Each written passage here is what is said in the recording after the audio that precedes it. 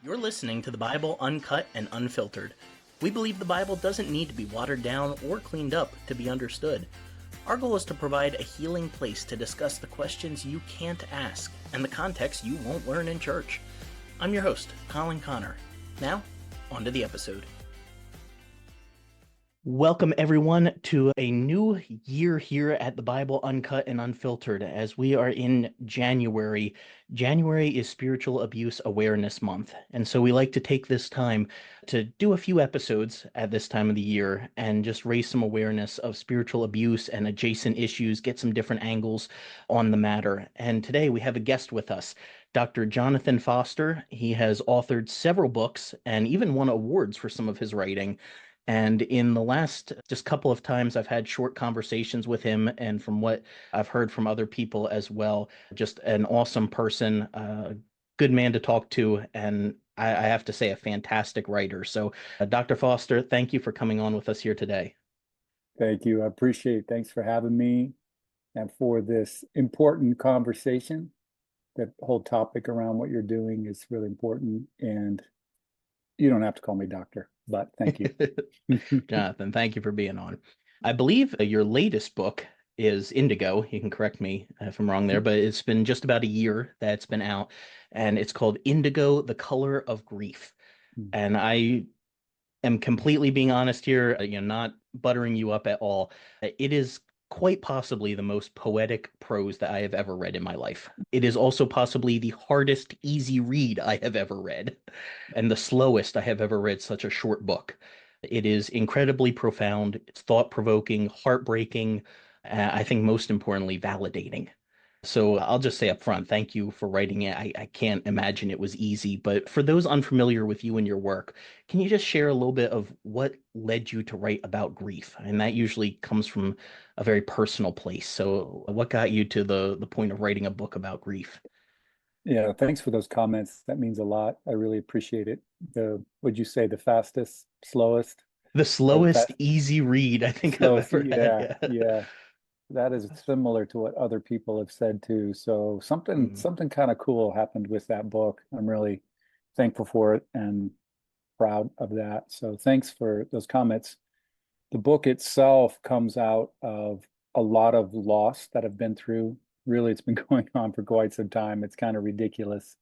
mm, But primarily, the most intense of those losses was the loss of our daughter on New Year's Day 2015. So we're at the 10-year anniversary of that. That's quite yes. unbelievable. And so, yeah, really everything that I've done over the last 10 years in one way or another has been trying to excavate the depths of course, pain and loss and grief and lament, but also at the same time, this really strange sense of love and beauty and goodness that was all wrapped up together. And I realized pretty quickly that they're kind of two sides of the same coin, beauty and pain. And Mm, so that was so interesting to me that I've just been pulling at the thread for a decade, and it led me into writing. Most of the stuff I've written has not been because I have answers, but it's because I've had questions, and all the questions have been either about what we're already, starting to touch upon or some adjacent thing. And then that led me into finishing up some degrees and try to get a better theological understanding, all of which led me to make my presence uncomfortable in certain ecclesiological settings.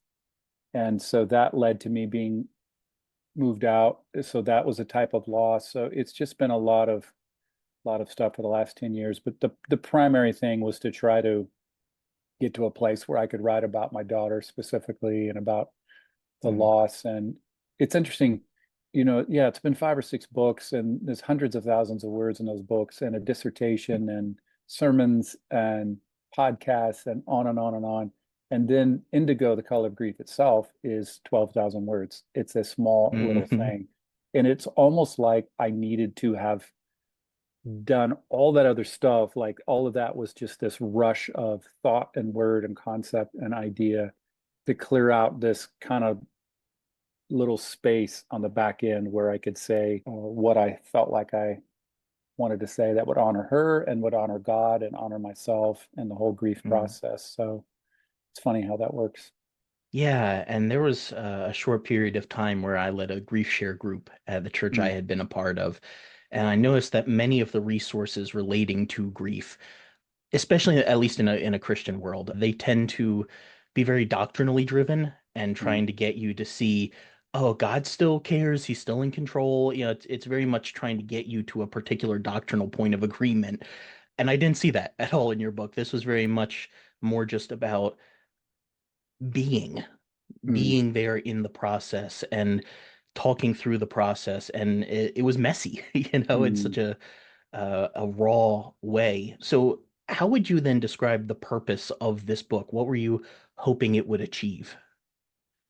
Well, first of all, really, it was mostly about me trying to figure out how to hold all the pain and the grief with all of it. It was so intense and it is still so intense, but obviously 10 years helps it. The intensity Mm, has been decreased a little bit, but it was so intense that I couldn't just ignore it. I mm, couldn't just suppress it down with some dogmatic assertions about omnipotence or something like mm. that.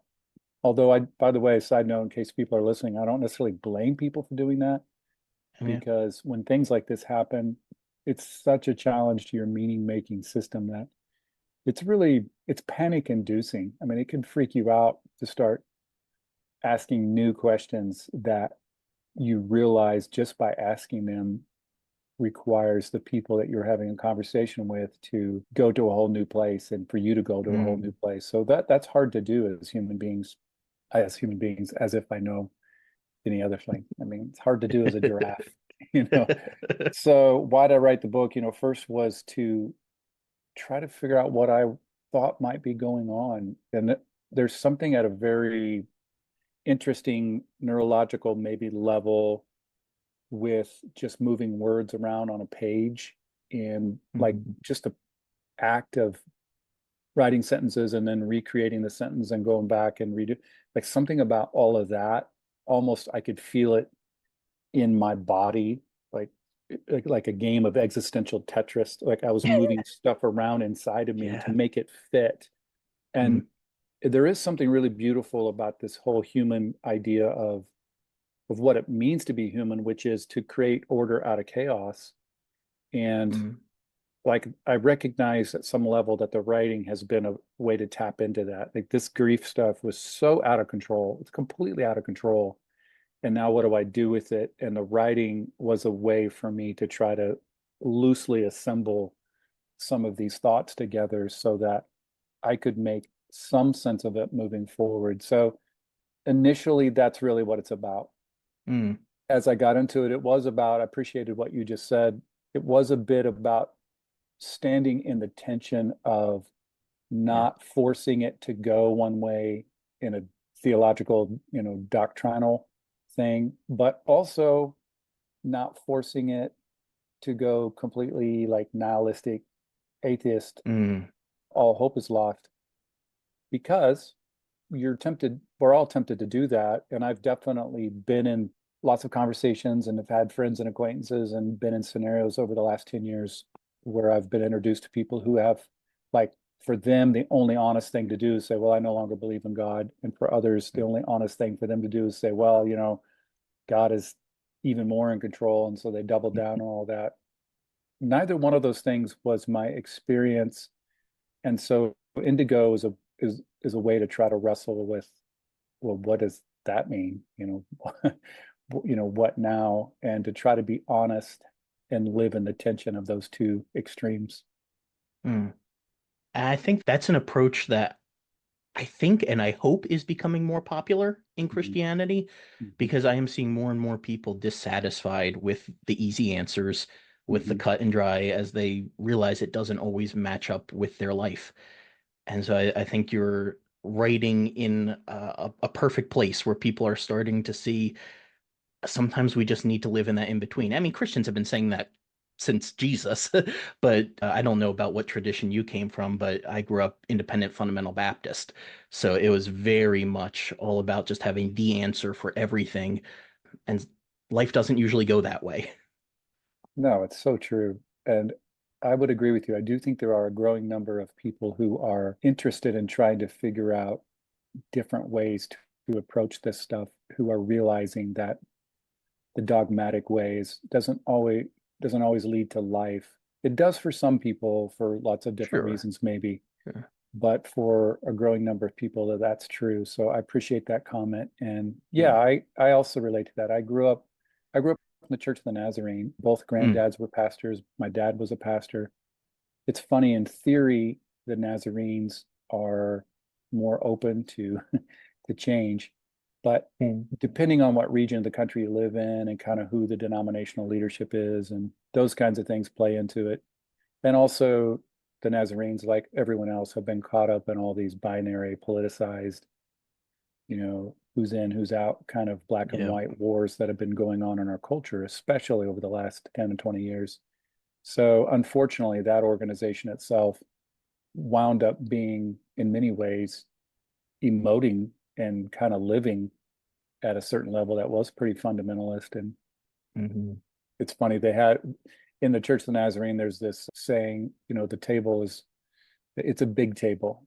Hmm. And I remember when I was trying to invite them to think differently regarding LGBTQ stuff, Hmm. I kept quoting that it's a big table. And finally Hmm. they told me, literally looked me in the eye and smiled and said, it's a big table, but it's not that big. Oh, wow. And so I said, well, then it's really not a big table. So you don't get to define that. And by the way, there was a lot of good things about the Nazarenes, and I'm really thankful for a bunch of it. So it's not Sure. meant to be completely disrespectful of them, but Mm. to say that yes, a lot of people are coming from these very traditional conservative settings who are looking for new answers. And I didn't set out to be a guy who was offering answers. I probably, like in another universe, I'm fine just being pastor guy and, living my life. But you're invited when you go through such intense loss, you're invited to think differently. And then you got to figure out, okay, am I going to be intellectually honest about this, or am I just going to keep going down the same path? So Right. I decided I We, wanted to be intellectually honest. yeah, I appreciate that because it's a difficult choice to make. It's easy to stay where you're comfortable, and especially if you're in the type of religious environment where your community is dependent on your fitting in with the crowd. So there's a lot that you stake when you Right. want to be intellectually honest. And we've had Tom Ward on the podcast a couple times now, so Mhm. our listeners are familiar with a little bit of what you shared there just from, his experience with the Sure. Church of the Nazarene as well. Jonathan, before we get any further into the conversation, I wanted to ask, do you mind sharing your daughter's name for our listeners so they Sure. can just know that going in? Yeah, her name was Quincy. Thank you. And part of why I wanted to have you on at this particular time here in January is because while we're talking about grief, grieving individuals are often vulnerable to spiritual abuse and manipulation. So I'm just curious, what would you say are some red flags that a grieving person should watch for when they seek spiritual guidance? Because it's normal. If you're grieving, you'll often turn to someone for some spiritual advice, but what should they look out for when doing so?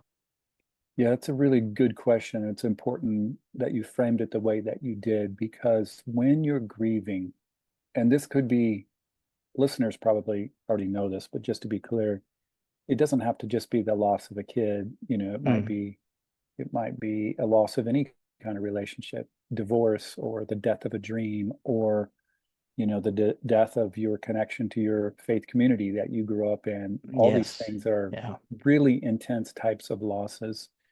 And so when you're going through that, yeah, it's a vulnerable state. And it's vulnerability is really, really beautiful, but it's also really risky Mm, because, well, as the name implies, it's vulnerable. You're in a spot where your defensive mechanisms are down. You're kind of the way you've always coped and gone through life. Everything's a bit liminal. You're a bit like in between, living in this awkward space of, well, this is the way I thought if I live my life this way, it was going to go a particular way, but now it's this. It's very awkward, and it can be great because it puts you in a position to be open to new ideas and new things, but it can also be tricky because for all those same reasons. And then, yeah, if you get with someone who winds up trying to use their power to influence you in any particular way, which unfortunately can happen in particularly in church settings, but it can happen in, other settings too. It's really difficult. So the question is, what are red flags to look for? I think things like, the first thing that comes to mind is this idea of the person that you are with, are they open to questions? Mm, Because if they're not, if they're shutting your questioning down, it's probably a sign that they're incapable or unwilling. If it's an abusive thing, it probably has more to do with unwilling. They're incapable or unwilling to enter into that difficult area with you because of their own priorities and their own needs. You said it earlier, to be a pastor in a setting and to be intellectually honest about it is very mm, risky, and it could cost you your paycheck. It could cost you the estimation of your congregation, of your, mm, denomination, maybe. I'm living proof of all that. mm, So some people can't do that. So if you're with someone who will not entertain questions with you, that's probably not a healthy sign. mm, And once you start to see it, you start to see it a lot. You can see it in the way that they are tapping their foot as you're talking, or their pen on the table, or just in their countenance, the way they try to, shut things down and try to say, offer simple platitudes and maybe shaming kinds of things. Sometimes these people, I should say, they're not always nefarious. Sometimes they're well intended, yeah. but nevertheless, all that stuff is difficult and can do damage to your own heart and soul as you're trying to be open to, again, the beauty and the pain that all comes wrapped up together. So I think shutting the conversation down could definitely be a red flag. Mm. And I think I would even add to that too. There are some places that would say they're open to questions, but the key is, are they willing for you to be able to come to a conclusion that's different than theirs? Yeah. Yeah. Um, They're open to questions. Yeah. Basically every church will say that. Like, we're right. open, but it's a conditional kind of opening. As long as you don't question the parameters around which they get to ask the questions, Hmm. there's a system, but as long as you don't ask questions about the system itself. Right. And we give So you a few months, you'll come to our answers. If not, then there's a problem. right, right. And yeah, totally, totally. So most people kind of think they're open, and they're probably not. And again, some of that's for good reason. It's life is Mm, really, really difficult and chaotic, and us humans do a really good job of suppressing that and kind of, coming up with a meaning-making system to domesticate all that wildness. So I don't mm, necessarily blame people. Well, I've been known to blame people, so I am good at that sometimes. But generally speaking, I don't necessarily blame people because it can be terrorizing. But you're 100% right. It's wild, isn't it? You would think the Christian who rallies around the most gracious person that has ever lived could offer grace to mm. people as they're exploring new ideas, but turns out that's not usually the case.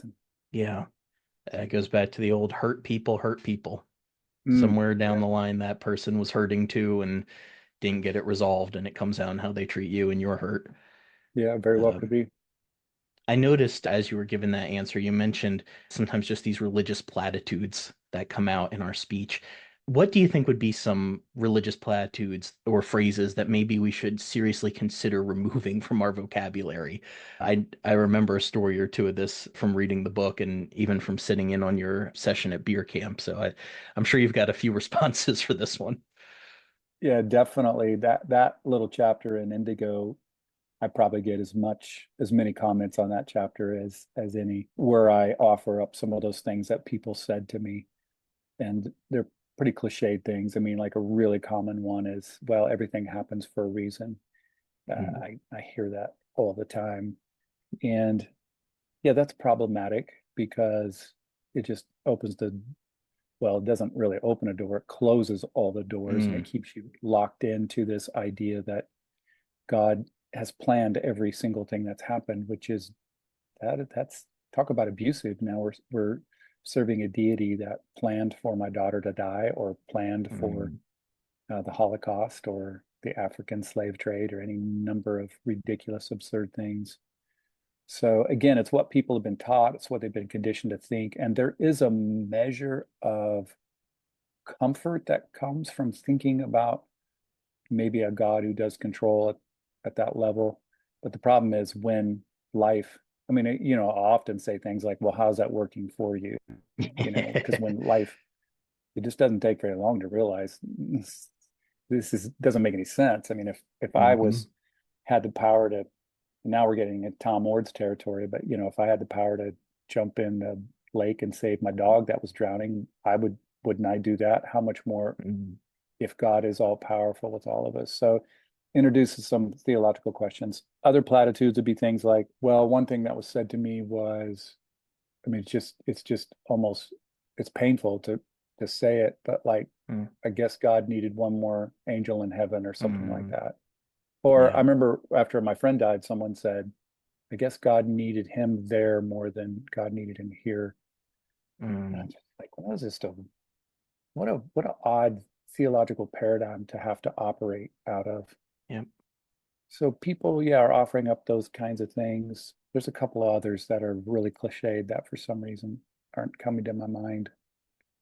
And What so, about the yeah, I just, one I think you yeah, shared when the house had caught fire and the neighbor yeah, came up? yeah. That story was quite a doozy. What was it Oh, that yeah. he said to you after that? Yeah. Someone said, I'm glad this happened to you because you're a person of faith rather than someone who didn't have any faith.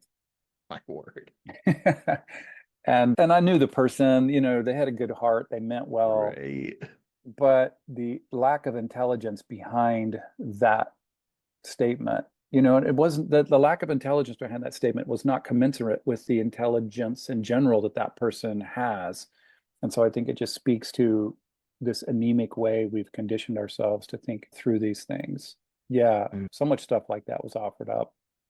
And it puts you in an awkward position of like, well, do I say something now to this person or do I? right. And then it also introduces the idea, well, what do you do when you have, a friend or a family member going through a really difficult time? And I talk about that a little bit in Indigo too. I think your best approach is to realize that really there's nothing you can say that Mm, can fix this. There's nothing you're going to be able to say that, addresses theodicy, the problem of mm, evil and God. Ultimately, there's no my opinion is, now I do have some theological friends who disagree with this, but my opinion mm, is even our most refined, gracious, artful theology at some level leaves us lacking as to mm, being able to completely offer an answer to evil. Open and relational theology has helped me a lot, mhm. tremendously. But at the end of the day, there's still some stuff that leaves some questions. So I just try to encourage people, be a friend, and that a lot of times that requires you not to use a lot of words. Mm. And that might go on for a really long time. I'm like, that might be several years. But you just be there with them, and it's not always easy to do. No, especially if you come from an environment where everything is couched in religious terminology. Mm, I found my keys that I was missing. Praise the Lord for that. right. Like not that this may sound heretical to some people listening, but not everything needs a religiously backed response. Right. And there's a time and a place. Like there is a place to debate theodicy. At a funeral is not that place. Hmm. When your friend that just experienced a loss calls you up and wants to talk or have coffee, that is not the place. Yeah. And sometimes we just have to like catch ourselves from saying what we want to say and think about how would this sound if I was on the other end of it. Yeah. So a couple of things I thought of. First of all, I agree. There are a complexity of reasons as to why anything happens in the universe. They could be Mm, psychological, spiritual, emotional, biological, chemical, mm, sociological, political. I mean, on and on and on. None of us really knows exactly why certain things unfold the way they do. And I just think it's healthier. rather than thinking of God being like this outside person pulling levers, pushing buttons, causing things to happen.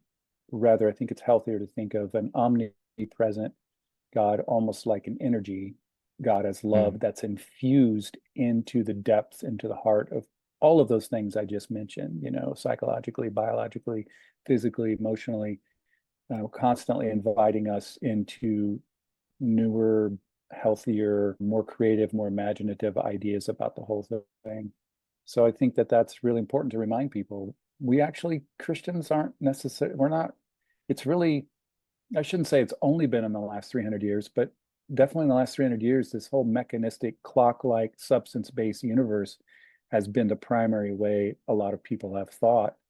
And before that, Christianity wasn't so concerned about trying to explain every single little thing away. It's really just been our response to the age of enlightenment and reasoning and mhm. science that came up with its own ideas that all had to do with separating the spirit and matter. And so we just really got off base and got out of our wheelhouse and got into places that we don't need to go. So Mhm. or we can go, we can entertain, but we don't need to force ourselves into these particular answers that God controls everything. Yeah. Yeah, that is a whole rabbit hole once you start to realize how much our ideas of what modern Christianity, well, we think this is the way Christianity has always been, but when you Right. start to realize this is a couple centuries old, what we Yep. see today, it's like, oh yeah, there's a Yeah. lot more to this than my little bubble. Right. Um, Right.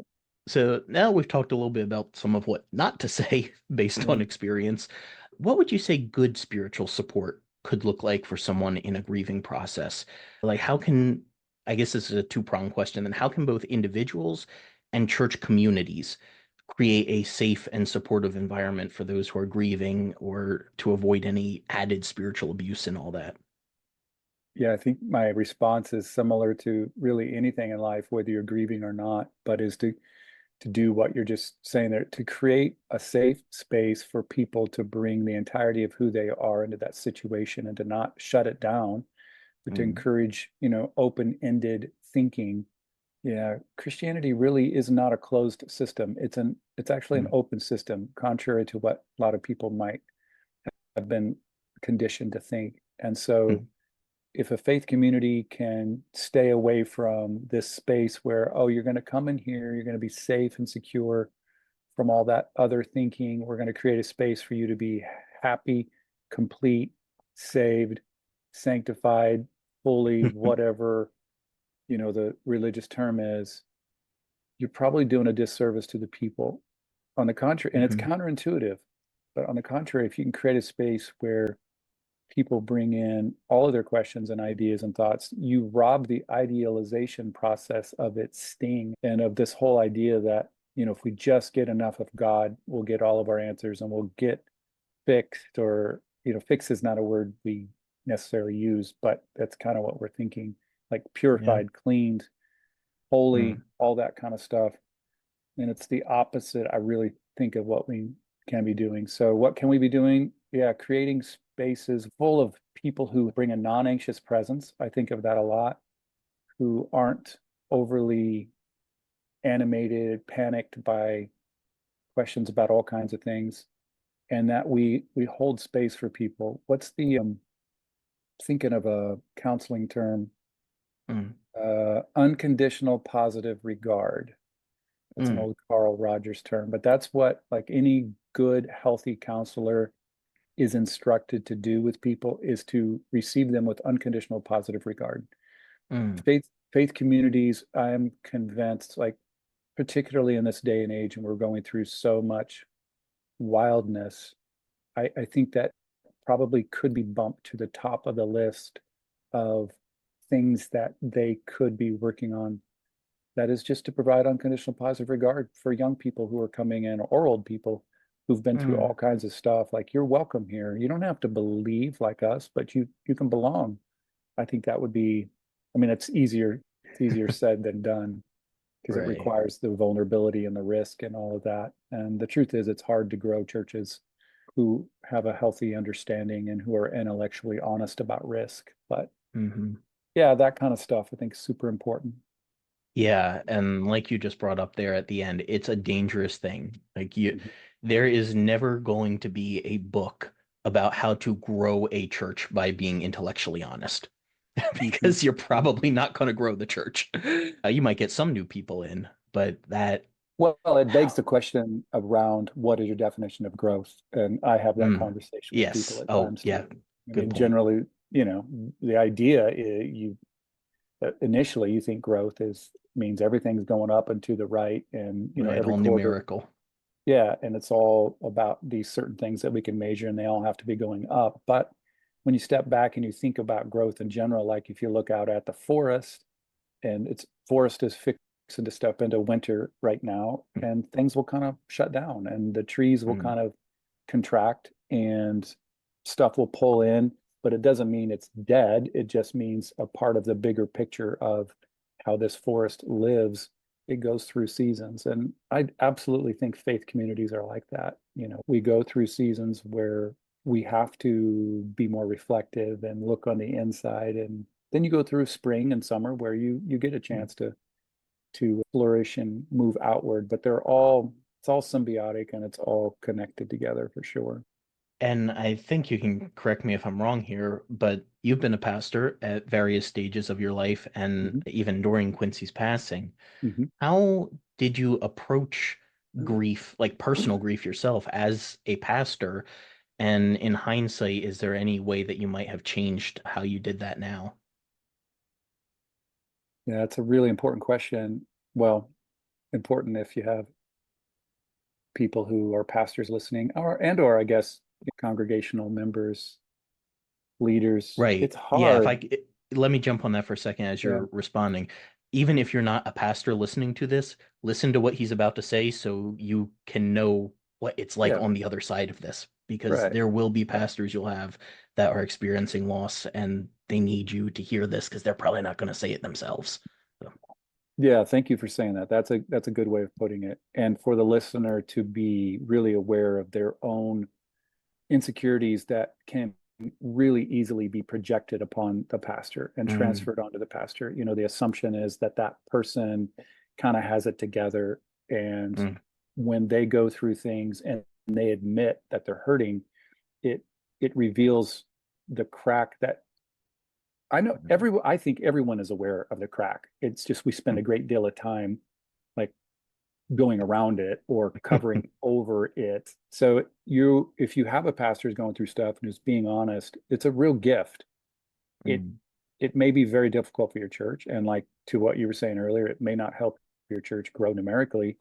It may cause more problems, but it's still a gift because it's going to provide certain kinds of traction for people to grow and to move in ways that they never would have had before.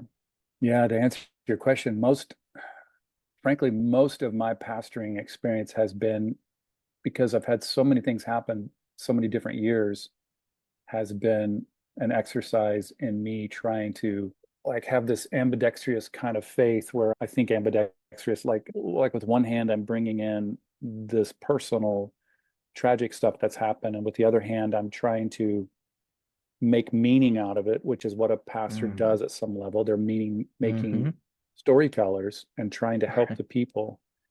It's just extremely difficult when it got to the place for me where the only way I can make meaning, like how do you make meaning when your meaning making paradigm itself has crumbled and fallen apart? And that Mm. is ultimately kind of what happened with me and my kid going through the loss of my kid. And I don't really know. I've definitely had a lot of people ask me that over the years. Like I started to say, I don't know.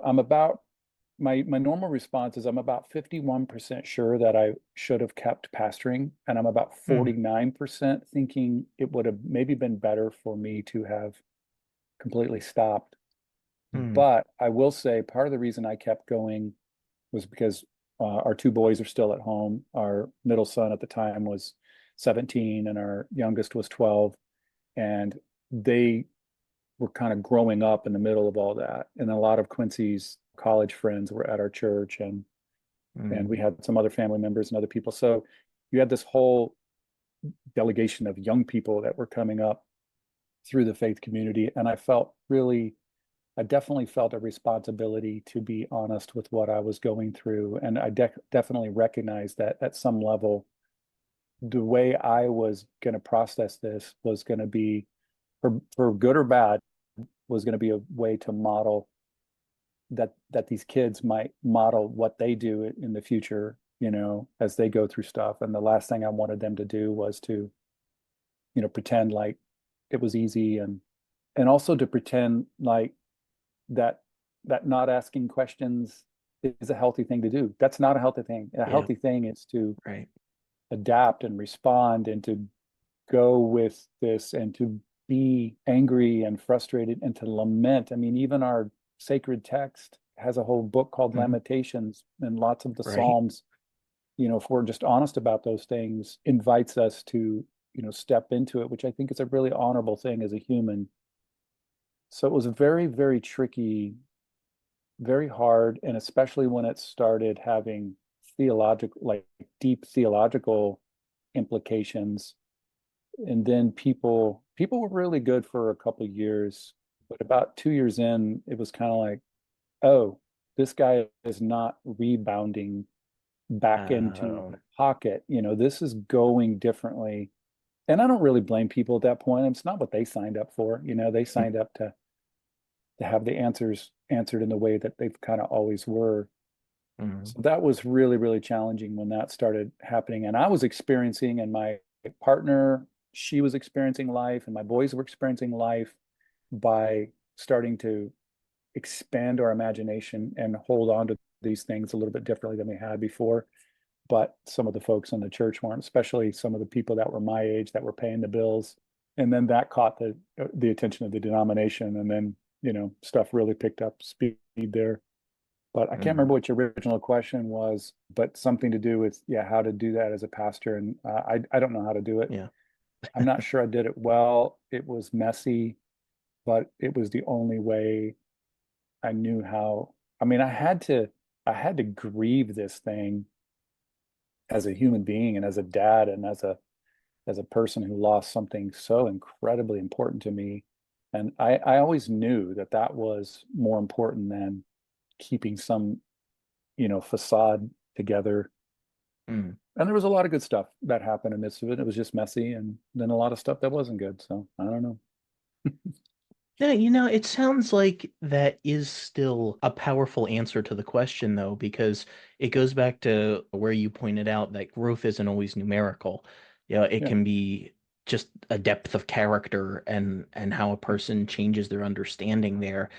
Because, in being open and honest with your congregation, it may not have always helped numbers, and eventually got to a point where you weren't welcomed as you Hmm. had been before, but it modeled to those people that just because someone stands behind a piece of wood on a Sunday doesn't mean that they're a superhuman with all the answers. Yeah. And I think that's a something really important anyone leading a church needs to know. It's like it is so easy to fall into this category that you don't usually even say for yourself. It's just like people assume about you that you're a Right. different class of human. And this is a way of saying, like, no, my life is just as messy as yours. And maybe I have a few ideas of answers, but I don't have them all. Right. And I get stuff right, get stuff wrong. So I still think that's a good response because it's honest. And you're not going to go wrong with that. It's not going to be easy, but I think in the long run it's healthier. No, Mm, I appreciate you saying that. And I agree. And it's helpful to even say it out loud and be reminded. And I would rather go that direction than the other direction. And I know that, my daughter had a bunch of friends that I'm still in contact with. mm, Both boys had a bunch of friends that I'm still in contact with. I regularly talk to folks, even though, we're not even around at the church anymore. And so those years, those months, and that season of kind of sowing these new ideas into their hearts and minds, I think ultimately, yeah, are really, really important. And as they go through stuff, maybe it'll mm. encourage them to be open to new ideas. Absolutely. So in the book, something that stood out to me is that you mentioned that men in particular suck at grieving. That's pretty much a direct quote. Yeah. Why do you think that might be, and how can men in particular learn to grieve in a healthier way? Yeah, I think the more masculine parts of us are just built to compete and to win. And our society doesn't do us any favors in that respect. We're conditioned to, again, think of growth as numerical and everything going in the right direction. And then it's easy for us to take all of that and make that a reflection of who we are and our identity. And it starts to just kind of be this cyclical thing. It feeds itself.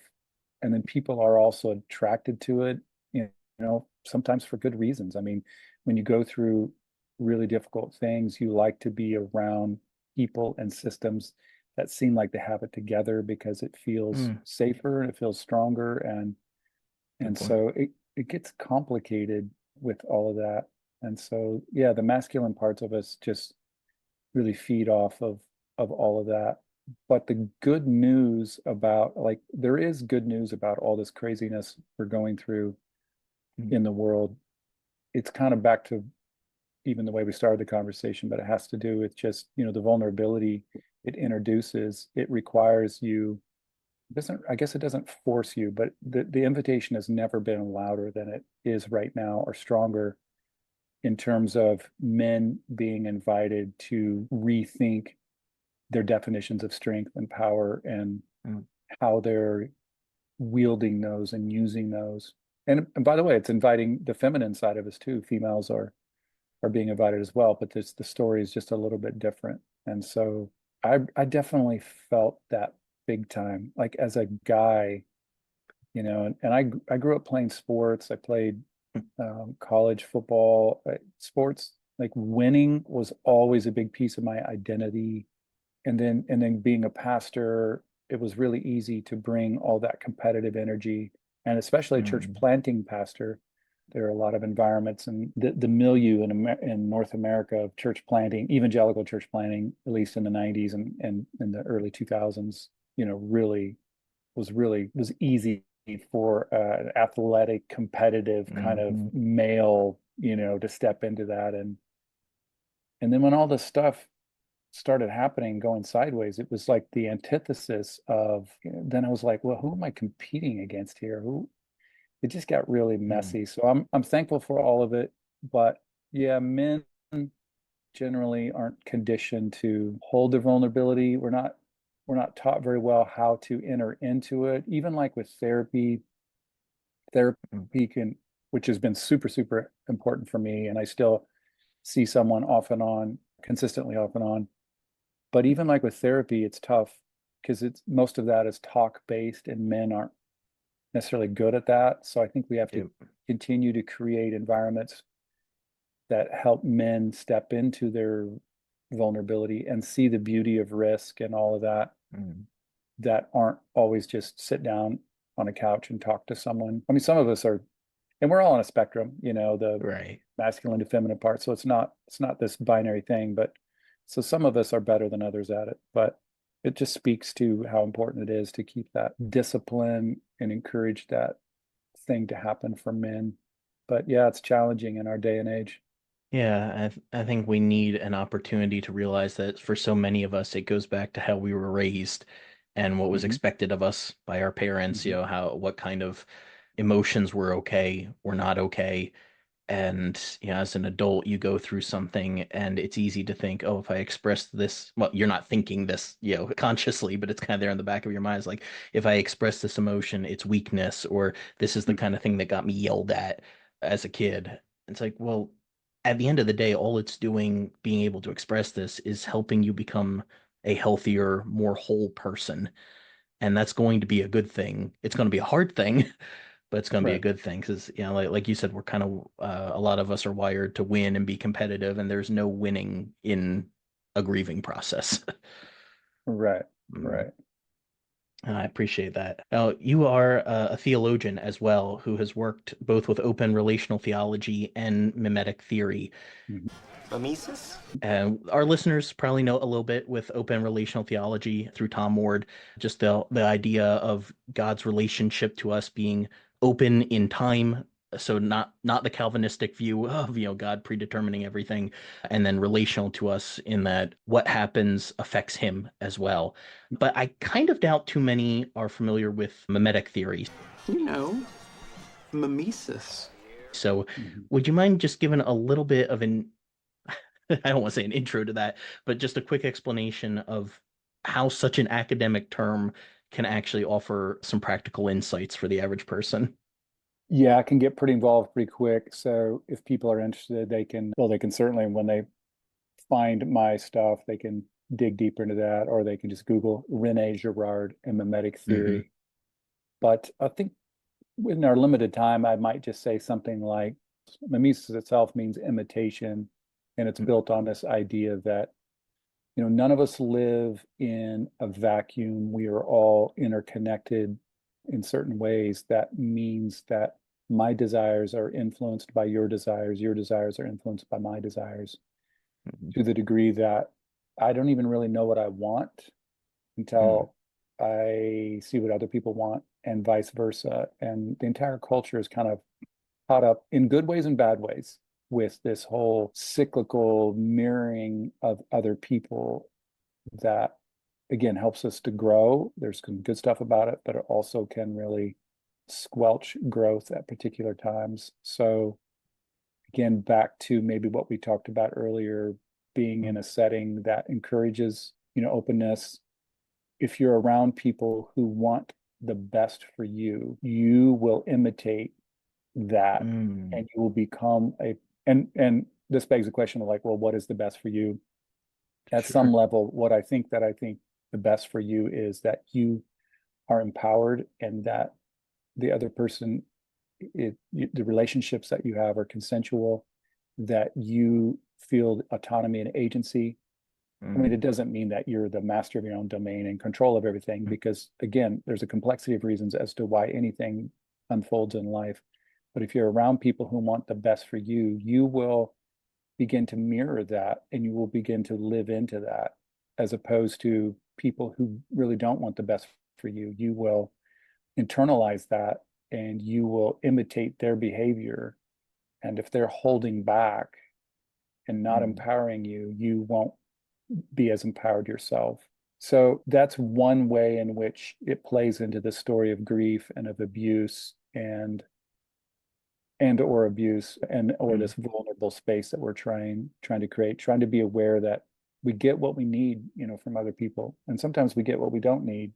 Mm. And trying to, mimetic theory has helped me grow in my awareness of what it is that I'm getting from others, who I'm imitating, the importance of having positive role models in my life. By the way, that's one of the reasons why I'm still a Christian, is because I think Mm. Jesus is a pretty decent role model.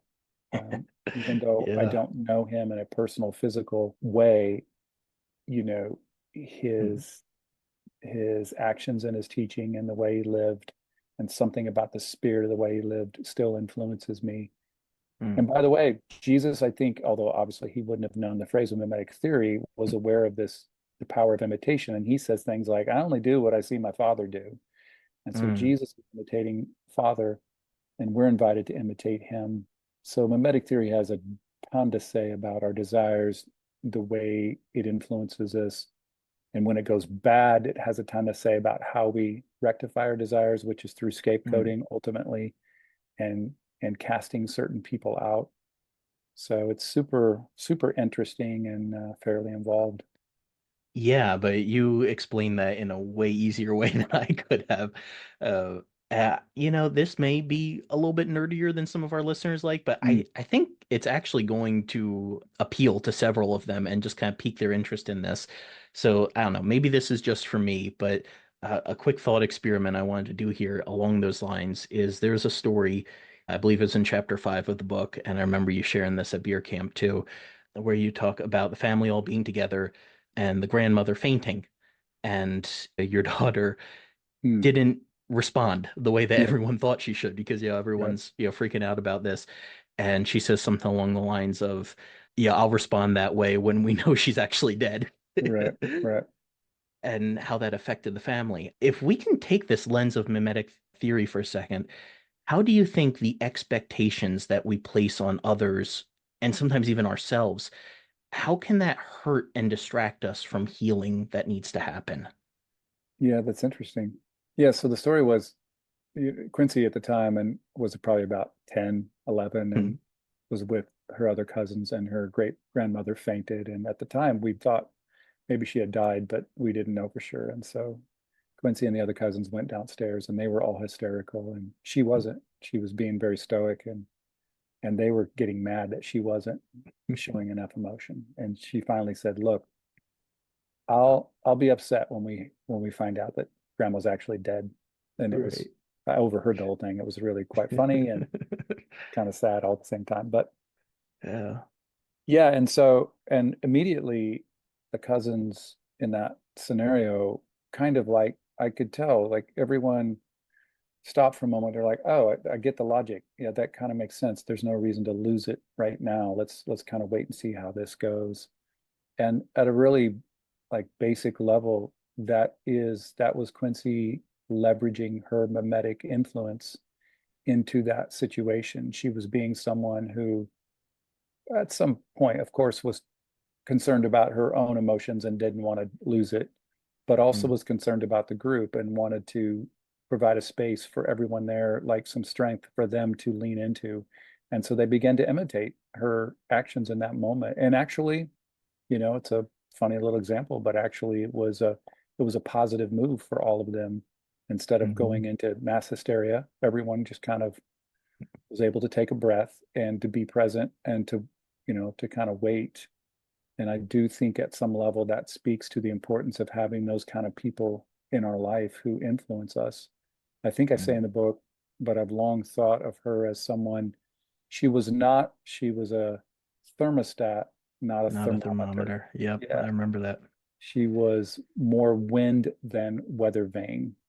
Mm, So she was someone who had these kind of inherent leadership abilities and the strength to be who she wanted to be and who she thought she should be. And it definitely affected other people. And that mm, speaks to the importance of leadership and all those kinds of things. But it also, yeah, it's another way to approach this imitative way that we're all built. I mean, even at a neurological level, long after Girard had come up with this idea about mimesis, or at least expanded on the idea of mimesis, we discovered mirror neurons. mm, So, like I've got a granddaughter now. She's a few months old, and it's a blast to just hold her in my lap and to mm. make faces, and she makes faces back. That's mirror neurons.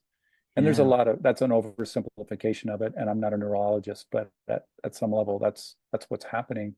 And one of the reasons certain anthropologists and scientists are telling us that one of the reasons that humans have developed to the degree that they have compared to other organisms in our world is because of our ability to imitate things that we see in others, both Mm, in ways that we escape like danger, but also in ways that help us flourish.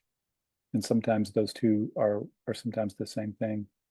mm, So it's a very much embedded into the DNA of who we are, this whole imitative thing. And it's really kind of mm, funny to uncover this in the middle of our American culture that says it values individualism so much, because you realize after a while, a pure individual, like someone who's completely separate from everyone else, that does not exist.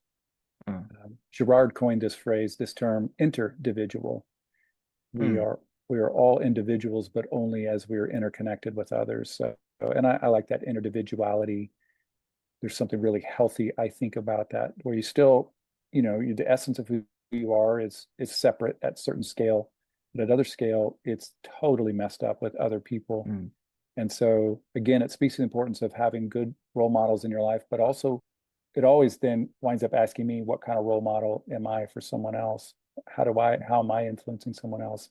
If I want, if I desire to be around people who want the best for me, am I wanting the best for others, or am I being tempted to, compromise who they are and their agency and control and influence them? And that has a lot to say about parenting, has a lot to say about marriage, but mm, also a lot to say about pastoring faith communities and those kinds of things too. Sure.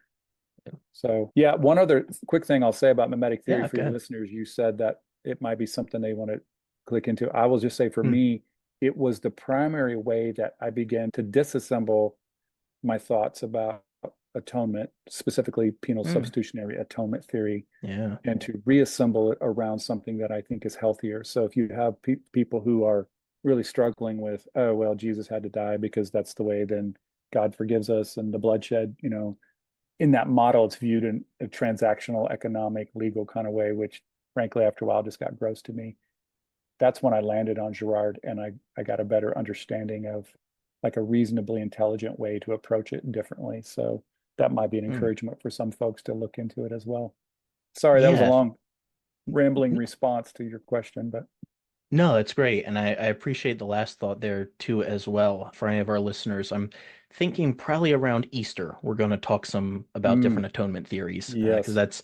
I've tangentially mentioned it on the podcast a couple times, but haven't actually dug in. So if you're feeling interested in what Jonathan just said, or even pushing back on it a little bit of like, well, Yeah. what's wrong with the way I've heard this? We'll Right. talk about that in a few months here. Great. But yeah, I love how you mentioned that story in the book and even just how it ties into our conversation here today in ways that I don't think was intended in the book. But I just think of in Quincy's 10-year-old mind, I don't know how much she understood of this at the time, but just to have it there, understood that these people have this expectation of how we should respond. And maybe Yeah. even more so, because she's a girl in that situation. Oh, I'm supposed to, Right. go Right. crazy over this. But to say, no, I'm just going to respond the way that I think is appropriate here. And then how we talked earlier, sometimes by being honest, you're giving room for other people Yeah. to be honest too. And her response allowed the other cousins to respond in a healthier way and to see, to calm down a little bit. Like, I think that's almost a little vignette of like how this works when we're talking about grief or deconstruction or any of this stuff. The more honest you are, the more, yes, it's going to be too much for some people, but for other people, it's going to give them room to say, oh, me too. I'm so glad Mm-hmm. someone said that. Mm-hmm. Hmm. Mm-hmm. Just a few minutes left here, so I want to get in a couple quick lightning round questions here if I Yeah. can.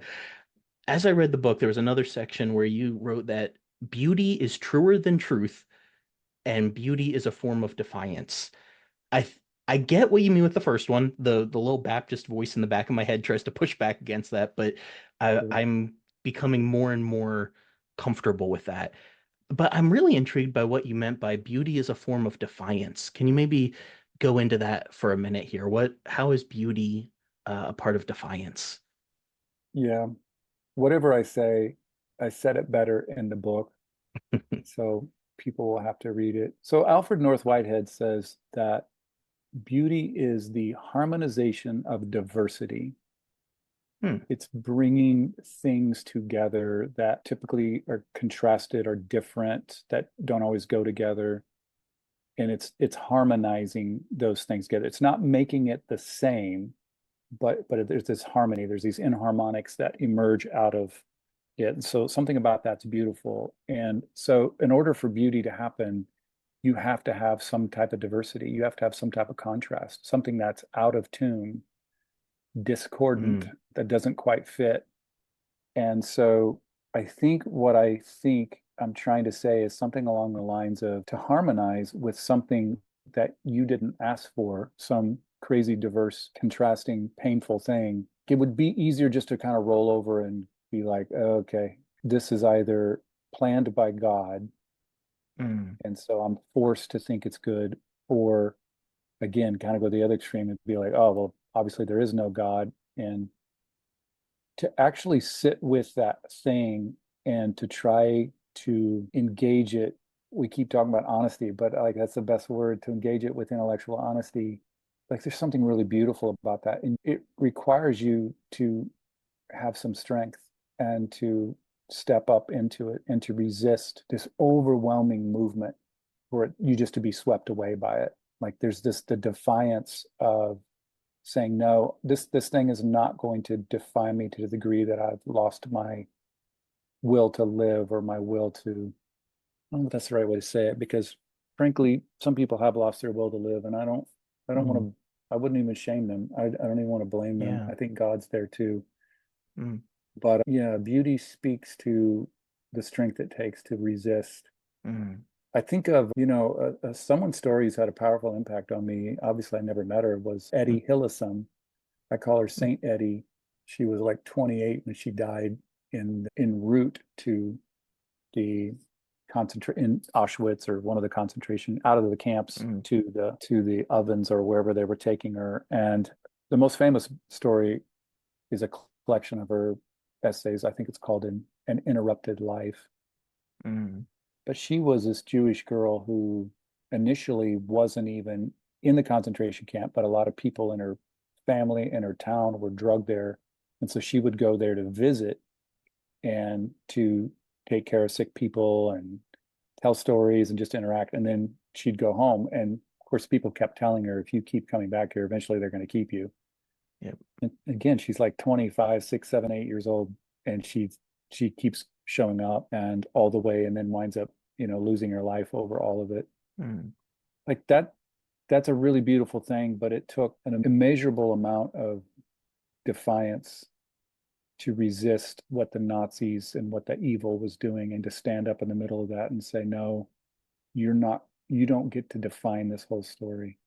There's something about all of that I'm not saying very well, that I'm really, really attracted to. And I think a lot of people are attracted to. It's just so freaking scary, and it's so freaking yeah. hard. So I'm thinking of those kinds of things when I say I think that all of that is a type of truth. Like there's a depth of that you can't get at with, you know, bullet point doctrinal Yep. statements, these black and white words that, we use to kind of hide behind. There's something really depth of beauty about all that. Like beauty is truth more than truth is truth. And Mm. but it's really hard to get there sometimes. It's like it speaks to a deeper part of you. I came from a Yeah, very intellectual tradition right. that constantly tried to lay out the bullet points that you just talked about, the Yeah, systematic theology. yeah, And that's fine to a degree. But I mean, in church, we used to say if it stays in your head and doesn't get to your heart, it doesn't do any good. And I think right. this is just kind of another side of that, is saying that so much of our faith, our belief, our what we call love, and truth, it's all in our heads. And when you hear a story like that, it resonates with you in a way that the most convincing, logical, doctrinal statement never could. Yep, yep. Mm, And it works at different levels. It doesn't, like you said, it doesn't mean that the words and the ways that we try to figure these things out aren't important. I mean, good Lord, I'm an author. I use right. words all the time. They're really important, but it only speaks to a certain part of who we are. And the story truth, I really do think the story Mm, truth is a deeper thing, that this is how people live. And so I think it's a really honorable thing for a human to enter into that and try to figure out, well, what stories do motivate me, and what mm. is beauty, and what do I want to live for. And well, when you go through tragedy, you're invited to do that. And I guess that's just been a big part of what I've been trying to do. Mm, that's really good. One other question I wanted to pitch to you here is, what resources and practices have you found to be most helpful when processing grief? I realize that may be more or less helpful to other people, but what would you say has been most helpful to you? Resources and practices. A variety of things. Hiking has been incredibly Mm, important to me, to get out. Like I recognize at a physical level, like just oxygenating the blood is incredibly important. But also it gave me alone time to pray and cry and mm, think and rethink and talk out loud to the forest, or to God, or mm, to whoever was listening. So I don't think I'd be here without having had the opportunity to get out. And when I'm in Kansas City, where I'm at right now, take a walk. I can't really call it hiking. There's not a lot of mountains, but I get to be in Colorado a lot. So that's been super important. Therapy's been important, like counseling. Like I said earlier, I've not done it consistently in the terms of like, oh, I go every other week, but usually mm, 1 or 2 times throughout the year, I'll go for like 3 or 4 sessions. mm, And that's been really helpful. Praying has been helpful, although the way I pray has changed over the years, as you can imagine, moving from less omnipotent, more omnipresent. That changes things. But still, right, the prayer meditation piece, super important. just things like breathing, like just having awareness of what breath does for us and slowing down. Historically, I've not been a real patient person, Mm, but the text does tell us that love is patient. So I've tried to mm, listen to that and tried to be more patient. And that's required me to just be more intentional and mindful about breathing and exercise and eating and sleeping well. All these things that initially you wouldn't think are spiritual. Turns out, well, first of all, everything's connected to everything. And so they're actually, they play a profound role in our spiritual development because the physical and the spiritual are all entangled. Like where one stops and the other starts is impossible to know. So those mm. kinds of things. The last thing I'll mention is just reading and writing. I mean, I've read hundreds and hundreds and hundreds of books. I wished I had retained everything I had read. I would be really smart, but I read almost obsessively for a while there. And then the writing piece, you know, back to trying to create order out of the disorder has been helpful. So those are some things. That's great. Jonathan, I know we're right about time here, so I just want to give you the last couple minutes here. Feel free, anything you would like to promote that you're working on, any other books, podcasts, socials where people can find you. Thank you. Appreciate that. I mean, if you look for Jonathan_Foster on the Instagram, on Substack, that's where my newsletter is. So if people want to get more consistent weekly kind of writings and notes, they can go to Substack. Yeah, that's the best. That's the best place. My website is jonathanfosteronline.com.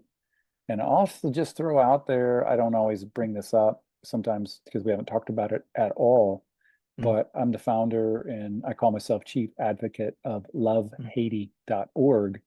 Oh, And yeah. that is a nonprofit that we started. Initially, we started in honor of Quincy, but pretty quickly Mm, it turned out to be in honor of the Haitians. And so mm, we do healthcare and we've started a couple schools and we do a lot of community stuff down in Haiti, which if anyone knows, Haiti is a complete humanitarian train wreck right now. So mm, literally we haven't even been able to go down there for the last 3 years because it's too dangerous. mm. But pretty proud to say that we're still going as an organization. And so if someone feels compelled to check into lovehaiti.org, that'd be fine too. Oh, yeah. We'll definitely link to all that in the show notes so people can check that out Appreciate it. easily. Appreciate Yeah. it. Jonathan, thank you so much for taking the time to be here with us today. I hate to say I've enjoyed a conversation, on such Yeah. a Right. difficult topic, but I Yeah. have Yeah. because it has given voice to what I think a lot of people are feeling but haven't known how to express. So, thank you so much for that, for writing the book, and for sharing your personal story with us here today. Well, thank you very much for having me on and for the work that you're doing. Appreciate it.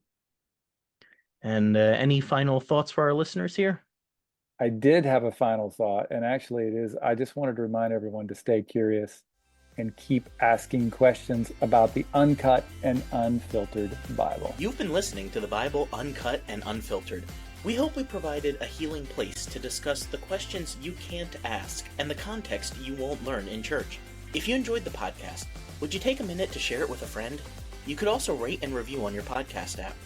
If you'd like to donate to keep our work going, you can go to our website, thebibleuncut.com, and click on the Support Us tab. While you're there, check out the recommended resources and blog where we post show notes and other articles. Thanks for listening. We'll see you next week.